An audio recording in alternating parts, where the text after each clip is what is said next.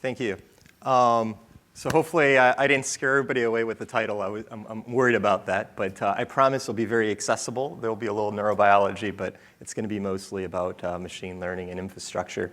I just want to thank my co-author on this, Stuart, quickly at the beginning, who was unable to attend this conference. And then also thank Janelia Research Campus, which, if you're not familiar with Janelia Research Campus, is part of Howard Hughes Medical Institute. It's an absolute fabulous place to work for. It's a little utopia in Northern Virginia. We do neuroscience. We study a lot of fundamental problems in the way brains work, particularly in the fly, and I'll explain why the fly in a few slides. But I just kind of wanted to motivate this area in general. So there's been a lot of discussions about brain science and understanding the way brains work and they function. And you would have seen a lot of things on the news. The European Brain Initiative, they've been putting hundreds of millions of dollars in. Obama announced an initiative, I think a couple years ago, for $100 million. So this research and the things that I'm talking about are very much along those lines, the types of things. We're trying to untangle and uncover mysteries in the fly and in other organisms to see how things work, and hopefully lead to interesting motifs or maybe drug discoveries down the line or whatever it might be. So we're really trying to understand kind of fundamental mechanisms in the brain. So it's just a fascinating area. And the focus of this talk is going to be primarily on a subfield of this called connectomics. And I'll explain what connectomics is in the next several slides. And I want to point out that, at least from the Spark point of view, what's a little bit interesting about maybe this talk as opposed to some of the others that you would have heard is that we're generally focused on image data. So it's 3D image data. And in particular, we're not taking a 3D image data set and analyzing it down to like a little table. We're taking a 3D image data set and transferring it into an even bigger 3D image data set. So we're doing things a little bit differently than some of your traditional Spark workflows. So hopefully that'll make this a little interesting just from a practical point of view. OK. Oh, I think there you go. Good. OK. So just briefly, in terms of the outline, I'm going to go over some background first. Then I'm going to talk about how we use image segmentation to make this better, and then how this fits into the Spark framework. So let's first do a little bit of background here. And this is all at a very high level. But what is a connectome? Or what do I mean by a connectome, at least? There's actually several definitions that exist. So I'm talking about a map of brain connectivity. Really think of it as a graph. It's a list of neurons, which would be like graph nodes, and edges, how they're connected. And so you can think of, there are many different shapes of neurons, so don't have that one caricature of what a neuron looks like. There's a lot of diversity in these neuronal shapes. And we're interested in how they're connected. We're interested in producing this graph, a graph with connection weights that are indicated by the edges. OK, so why would we want to even produce a connectome? I mean, besides the fact that it might just be kind of cool to know how things are wired, the idea really is to try to provide clues for theorists on how to actually analyze data. So the anatomy alone isn't going to solve the problems, but it's like a map. You need it to maybe go somewhere. It's necessary, but it's not sufficient. So it just is a helpful guide. As an example, the types of problems that we hope to discover or find in different organisms, let's consider this classic problem in neurotheory, which is motion detection. Now, I'm not going to go into this in great detail. This is a simplification of the theory. But in the 56, Heisenstein and Reichart produced this model for motion detection. And the general idea here is that if you have a few neurons, we have two photoreceptors, and you have some stimulus that's going across, that the stimulus will cause some kind of event to occur, and that spatial dislocation plus a time delay plus that nonlinearity, the multiplication, leads to a detection of motion. So if you have this type of arrangement, you can detect motion. So if an organism implements this, it could detect motion. You can actually track objects, for instance, or know something's going by.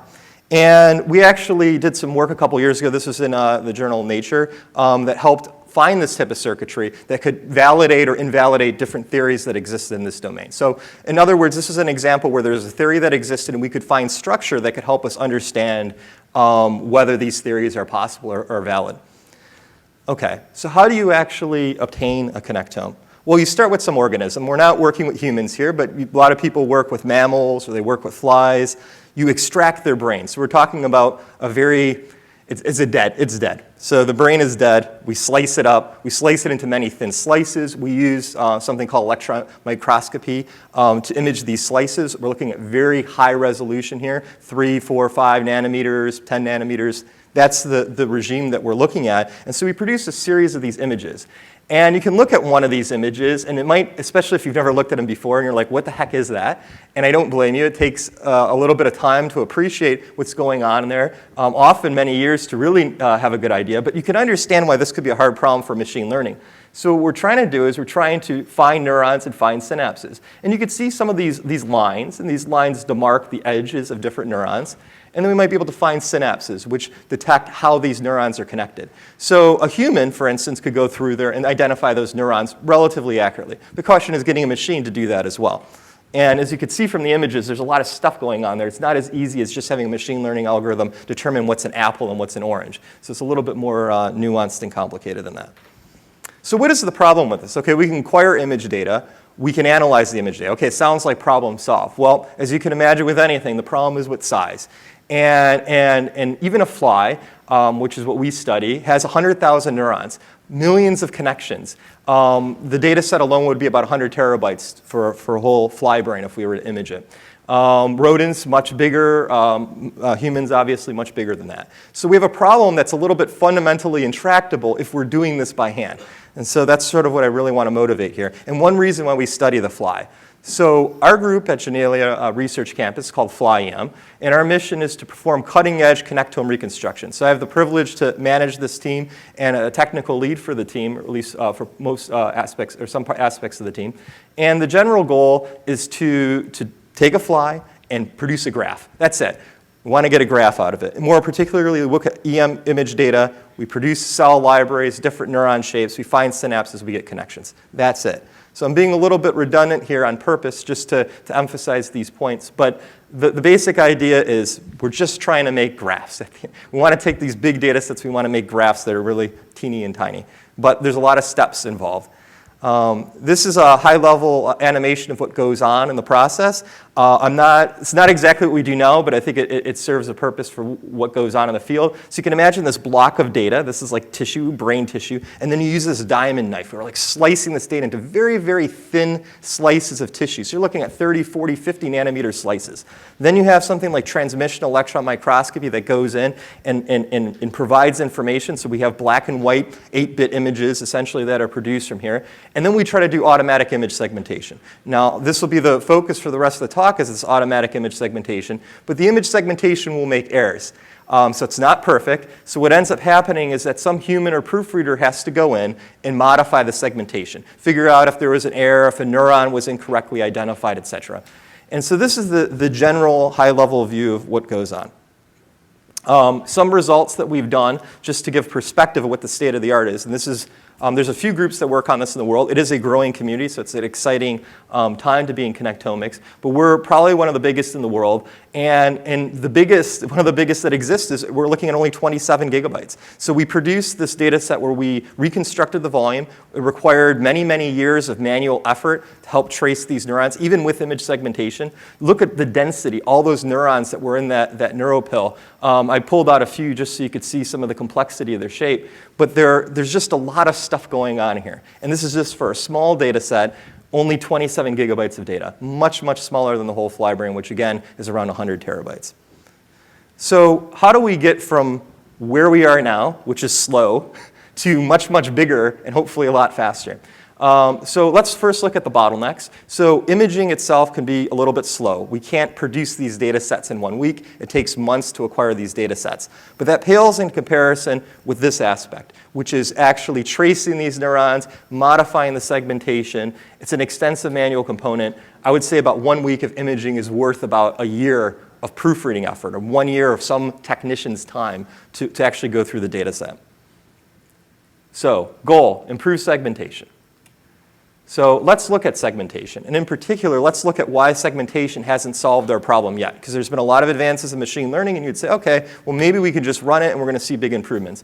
So this is sort of what I would say most teams in the world do, this general pipeline for reconstructing a volume of data. So we have this 3D stack, this image stack of data. And I'll show 2D slices on the bottom to make it a little easier to understand. But all the algorithms are run in 3D. We perform some kind of boundary prediction. This boundary prediction is to separate foreground and background, and so we're interested in seeing the neuron boundaries as being an edge, so you could think of this as like an edge detector.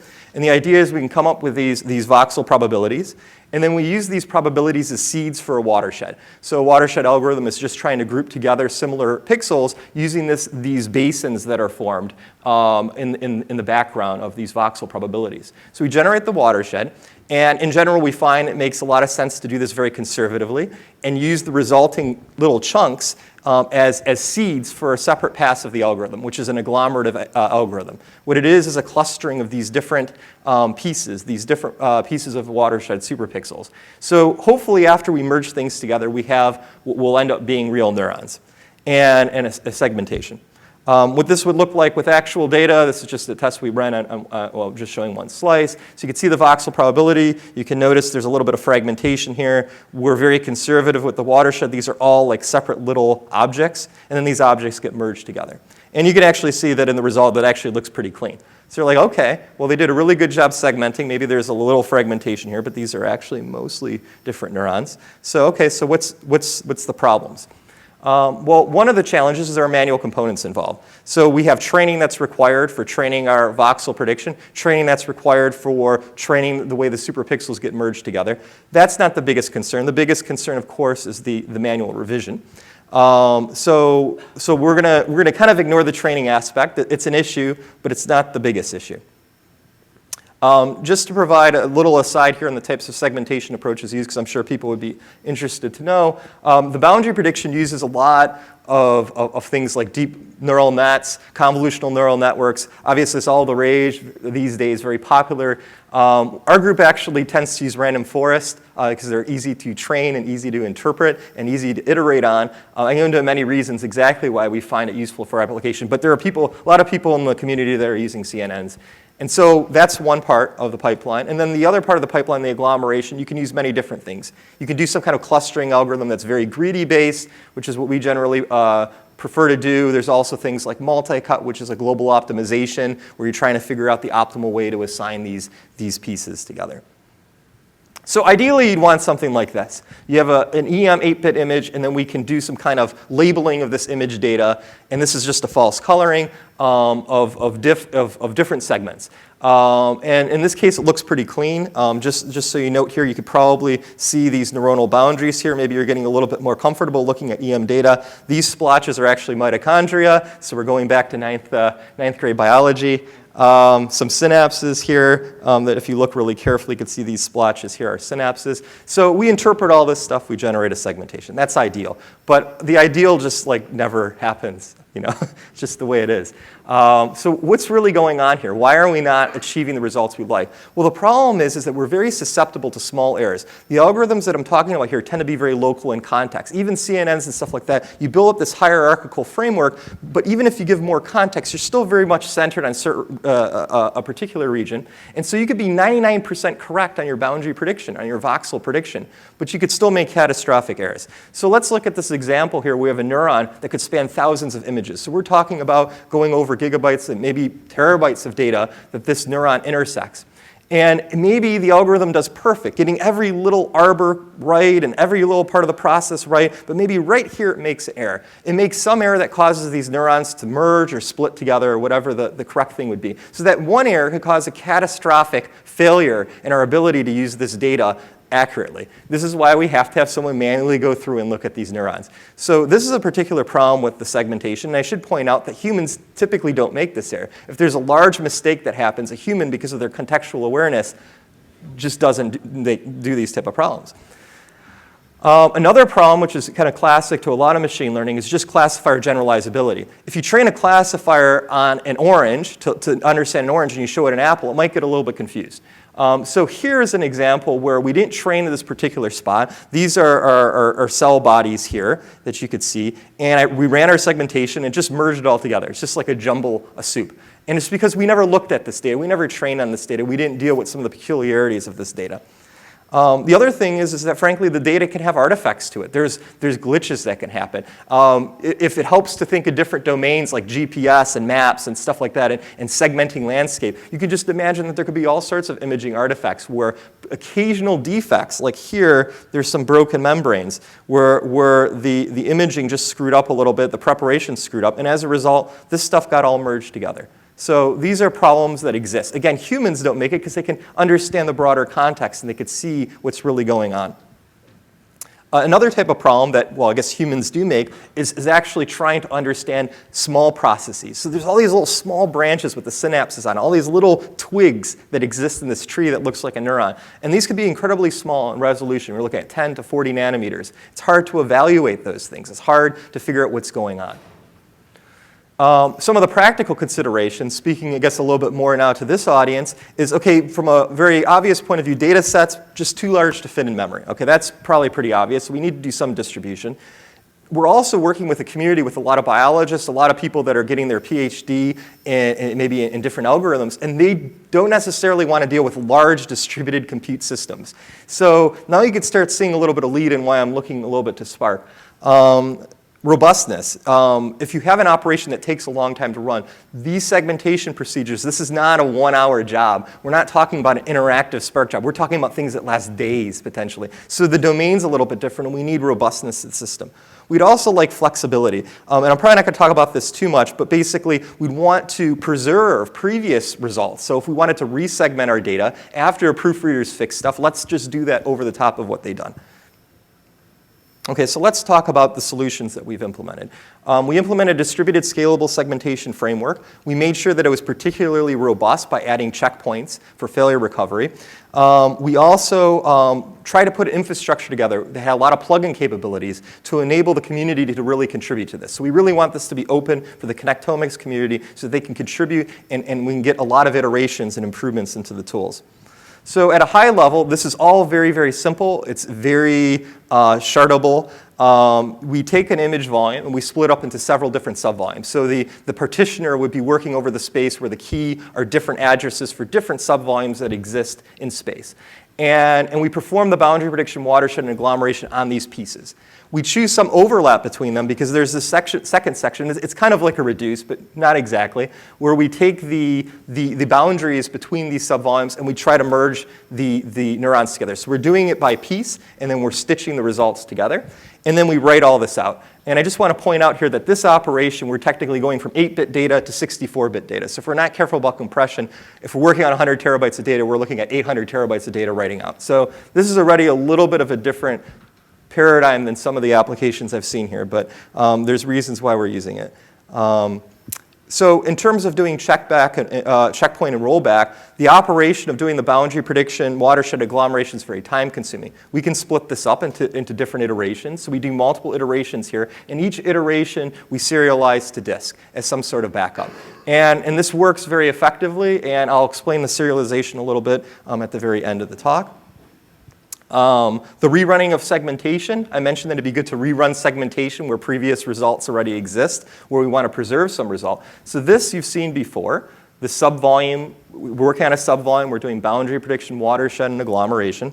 But let's feed in another input, which is a previous neuron that we had reconstructed. And we can just mask that out through the whole operation. So that's one of the things that we do, so we can enable rerunning of segmentation. And then stitching the subvolumes together. So in the ideal case, you'd get something like this, where you have two subvolumes. This is one subvolume, and this is another subvolume. And we want to stitch these two together. Now here it looks pretty easy. It looks like we have two neurons. You stitch it together, no problem. There's some overlap in there. You just glue it together. You use pixel overlap to determine how to stitch these volumes together. However, in practice, you could get something like this. And I like to look at this like this malevolent, evil segmentation that exists out there. And this evil segmentation has decided to make everything one label. It was just a catastrophically bad segmentation. Maybe the image had a big defect in it. And this bad defect can just percolate through the whole volume. So if we do something naive with the merging strategy, this can happen. So as a little bit of a compromise, we tend to be a little conservative about multiplying branching that occurs along the subvolume boundary. This isn't necessarily biologically correct. It is a little bit conservative, but in some cases, this is necessary. So we're trying to work on different ways to trade this principle off. The last thing I want to mention with regards to the pipeline is that we also want to enable other people to evaluate their segmentations easily. How do you compare one segmentation to another, or ground truth, some gold standard that might exist? This is, again, relatively straightforward. So we take these two data sets, and now we split them up into subvolumes, but we do pairs of subvolumes. So we've decomposed our comparison to a series of decomposable steps where we do a series of small comparisons. We combine those statistics together, and we produce some kind of final report that allows us to analyze the similarities between these segmentations at both large scale and at small scale. And this runs very fast, and this is generally a very good use, I think, of more kind of traditional Spark type jobs. This slide could be a talk by itself, and I really wish it were. I really like this work a lot. Bill Katz and our group is working on something called Distributed Version Image-Oriented Data Service. And what this is, you can almost think of this as like having, so I'm not talking about HDFS, I'm talking about HDF, so the hierarchical data format for accessing image data. Imagine if you had the ability to access terabytes of that and slice data on the cloud or with some kind of backend. So we're looking at volume data access where you can just slice data arbitrarily. So we have this engine. It could be any type of storage, and we have this abstraction that's sitting on top of it, Divid, to enable us to slice out subvolumes of our data. So this is a very nice system, but in particular, so it provides a nice abstraction which we use, and it's still kind of like in pre-alpha. We're using it for some production, but we're definitely trying to increase its usage. But the general idea is that we want it to be a lot like GitHub. It's like GitHub for image data. So as image data gets modified, as we make modifications, as people annotate it, we can have snapshots and versions of that data in time. And so I would definitely check that out if people are interested. It's kind of in our domain right now. We're really focused on it for a particular application, but I could see it having broader use for the community. OK, so why even do this in Spark? I mentioned before we have a lot of long-running jobs. This could be very easily split and put on a cluster. It's actually really quite simple, because I had done that before. I had it on our SGE in-house, and I had my own set of scripts. And it's a pain in the ass, as you guys know, to deal with your own scripting. And Spark allows you to just really have this very convenient system. And the portability between different cluster environments is just a convenience that we wanted to have. So that's one of the big things. But I think ultimately what we're really excited about is that it does permit for us to have the entire segmentation in memory. So we're not really exploiting this a lot right now. Everything is pretty subdivided. But the segmentation, as you'll see, compresses very nicely. And we can store it all in memory, which is great. Some of the key design features, we decided to do this all in PySpark. It was a decision because I believed it reached a larger part of our community. I realize there are different trade-offs for doing this, but I think for what we're trying to do, it's good. We also have a high need to worry about compression and how we're going to handle these image volumes. So in Python, we're dealing with a lot of NumPy arrays, 3D NumPy arrays, and how are we serializing these NumPy arrays efficiently? Also having customizable plugins. We really want people to plug in their own work into this framework. So it's very easy for people to add their own boundary prediction, watershed, and agglomeration algorithm into this approach. This is a little bit of a lower level slide, but I figured some people might be interested in this. I really want to motivate for people using Python to use LZ4 serialization. So I used LZ4 as a custom serializer. I didn't commit any of this in. It's just in our package. It's not very hard to add this library. But gzip's a little bit slow. And LZ4 is so much faster than any. It's a very, very fast algorithm. And on top of that, if you're going to use serialization anyways in Python, you're at the mercy of cpickle. If you want to use cpickle, you can use some other picklers. And if you're using cpickler, it's so freaking slow. You might as well use LZ4 on top of it. You'll get a little bit of compression. It's a lot faster than it. So you might as well just, I don't know why you just wouldn't do that by default, because if you're at the mercy of cpickle, you might as well just use LZ4. And in our cases, for the label volumes, 1 gigabyte can compress down to about 30 megabytes of data. So we're looking at a massive savings of data by using LZ4. But one side note, though, is that if you do LZ4, this is independent of LZ4, but if you cpickle something that's very, very big, like a huge NumPy array, it is really slow. So we actually have a compressed NumPy array structure. It's just a little wrapper around NumPy. Nothing very complicated, where we do the LZ4 first, and then we actually use whatever serialization is used by Python on the back end. And that actually speeds it up a lot better than using cpickle first. So just a little bit of games we're playing with the libraries that exist in Spark. At a high level, we have Divid that's backending our data set. We have a backup. We have our main task, which is subvolume segmentation. We do checkpoints. We match boundaries. So this is just kind of following the workflow. We stitch these volumes together, and we write the subvolumes back to Divid. It's a Spark Divid. We generally try to minimize shuffles. We're doing a lot of things where I use map values instead of map command. It's very convenient to preserve the partitioner, which was something that I learned through this process. So I'm always trying to preserve the partitioner if I can. So let's briefly look at some results.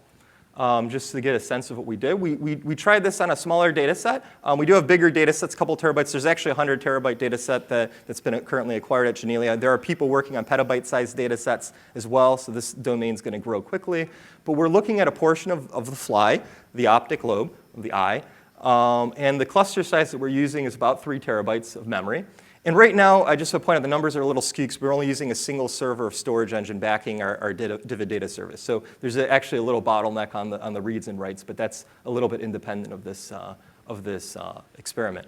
But notice here, I split up the runtimes. The runtime is dominated by the subvolume segmentation. So we're talking about a Spark job that's essentially, they're taking days. So we're talking about a couple days, and this is actually for a small data set. So when I said that this is a little bit of a different application, it is. But I want to point out the cool thing, which is the shuffling and the stitching and all that stuff is very, very quick. So things that are all in memory, of course, is incredibly fast, which is, of course, one reason why we also went to Spark. This stuff will go away because this is because of a bottleneck in our backend. And I also want to point out that we did use the checkpoint and rollback. So we have this long pipeline. It's running for a couple days. And we had a little bug in our code that we didn't uncover in our regressions. And so we had to restart our segmentation from that rollback. And it restarted very quickly. The whole data set was serialized on disk at 95 gigabytes. It only took 30 seconds to restore from our cluster. So it was very, very nice. System worked just as advertised, and we're pleased with that.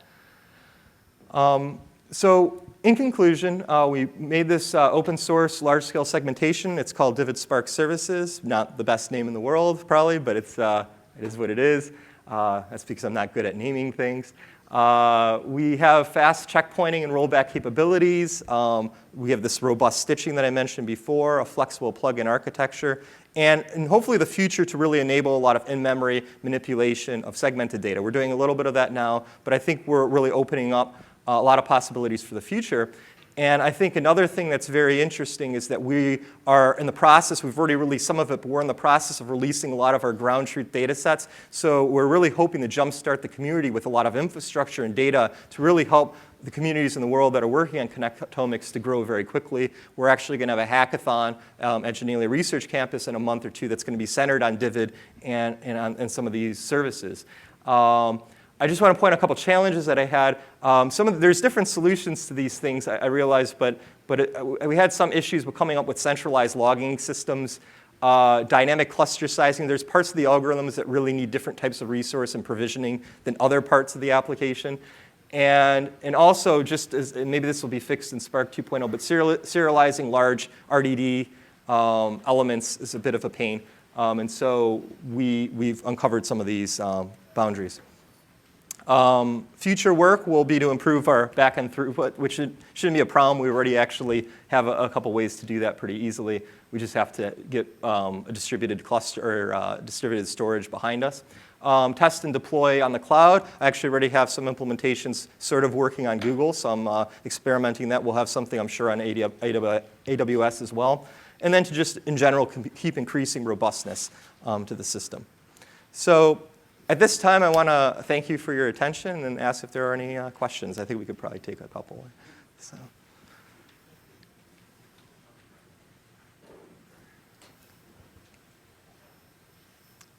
Wonderful. Any questions? All right. If not, let's give Stephen. Cool. Oh, sorry. Do you have any question here? Oh, okay. Yes. So do you see convolutional neural networks being used at some point in the future, or do you think random forests are going to be the way you keep on going with it?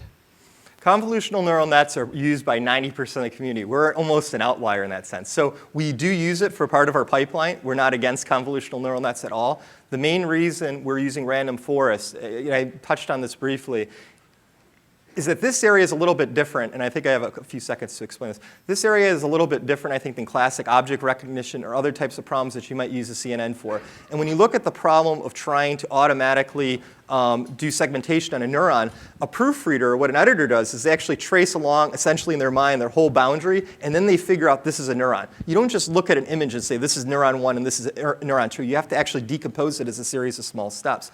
So this decomposition forces you to kind of architect something that's a little bit more specific to the application. Now, because you're doing something that's a little bit more specific to the application, you're now stuck in a domain, I think, where you can't just have this gigantic network that's going to solve all your problems.